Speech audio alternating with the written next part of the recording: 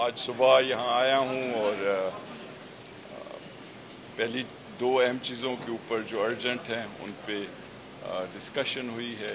पहली चीज़ जो है वो बजट,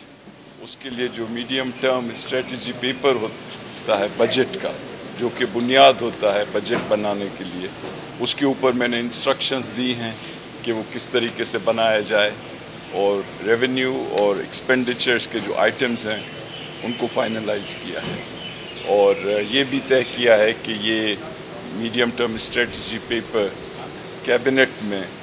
30 तारीख को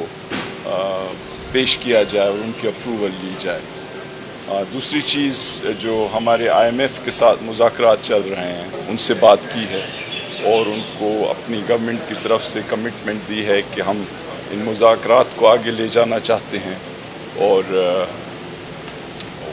उन्होंने भी अपनी तरफ से इस प्रोग्राम के बारे में कमिटमेंट दी है। तो हमारा इरादा ये है कि जो मिशन है IMF का